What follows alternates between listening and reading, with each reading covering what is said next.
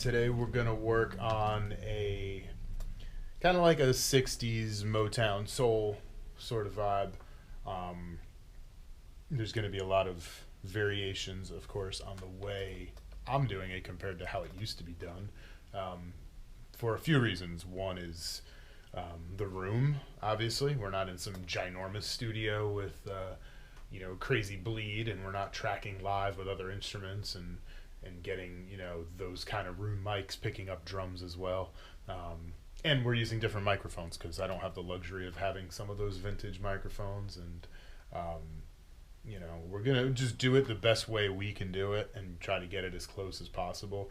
There's a little variation between some of the more like Al Green stax kind of stuff where some of the drums were pretty dry sounding. And then some of those, I can't help myself type tracks, or even something more like an Otis Redding thing, which almost seems like it has a little bit more, distortion, compression, and crunch to it, a little more rock and roll edge to it, but still having the resonance of those kinds of drums and cymbals and just trying to get a balance between all that stuff. So we're going to give it a whirl, and we'll see what happens. For cymbals, we've got a 20-inch A ride from the 70s. I think we're going for a 60s sound, and I'm using 70s stuff because I don't have 60s stuff. But we got a 14-inch A hi-hats vintage, and this is just a 17-inch K Custom Dark Crash that a good friend gave me because it was cracked, but I actually use it a lot.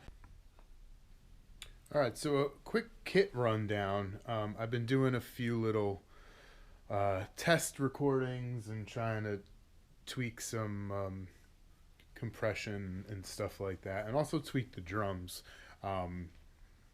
We've got a 5.5 by 14 Ludwig Pioneer from the 60s that is a 6 lug, so it's got a little bit of that bark and stuff going on. I may do a little handkerchief dampening. I have a wallet too if we want to keep it a little more authentic. But it feels good. It sounds good. There's a little high-end ringy overtone that I don't love, so we may try to get rid of that with some dampening. 12, 14-inch tom-toms and a 20-inch bass drum. Obviously, this tom-tom right here is a Ludwig, like early 60s. And the Slingerland, I believe, is just a early 70s kit, 14 by 14 floor tom. Kind of tuned more in a jazz way, like they did back then. And the kick drum, although, boomy and punchy at the same time, but a little bit organic, not a really like poppy sounding bass drum, which I like. I like having it sound a little bit more organic. I want to get a little bit more paper kind of sound out of it. So I think we're going to switch to an 18. Basically just sound like this.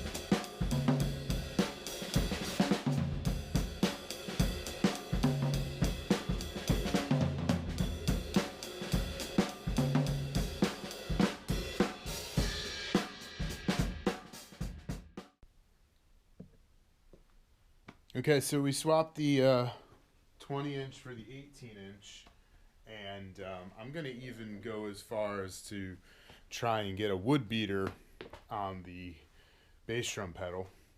And I think that, like I said, when I give it more bass drum in the mix, I'm noticing that there's a lot of low-end boom, a little sub-frequency, which, again, sounds really nice, but I'm not getting that same attack and oomph that I hear buried in in those old recordings.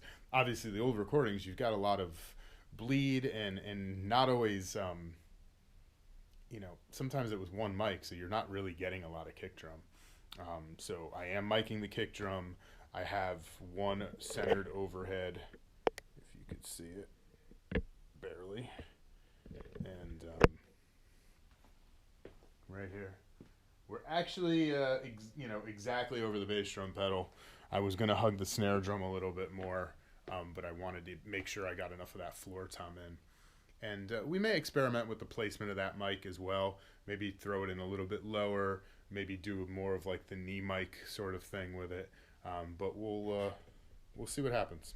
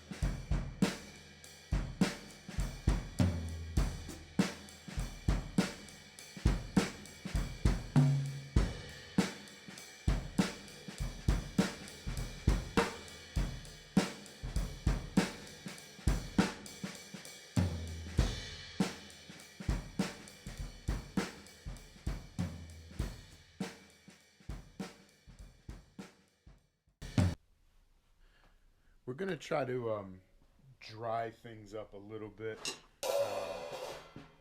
I put the whole blanket all the way in that kick drum, and we're gonna see if we can get a little more like punch, but also still a little bit of that woof. The other one was really cool, and it kind of felt like a little bit more of a rock and roll thing, which I really liked.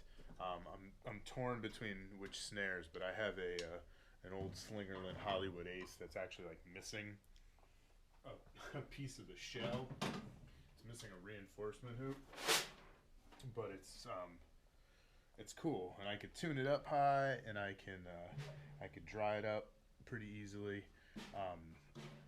So we're gonna give that a go and see if we can get sort of a like an Al Green Love and Happiness kind of thing happening, and see, go from there. Cool. Okay, so we're gonna change the tempo a little bit. Like I said, I went a little bit drier. Didn't really detune the snare drum, because drier doesn't necessarily mean lower pitched. So don't associate that fat, gushy kind of 70s snare sound with the dryness of some of these older recordings.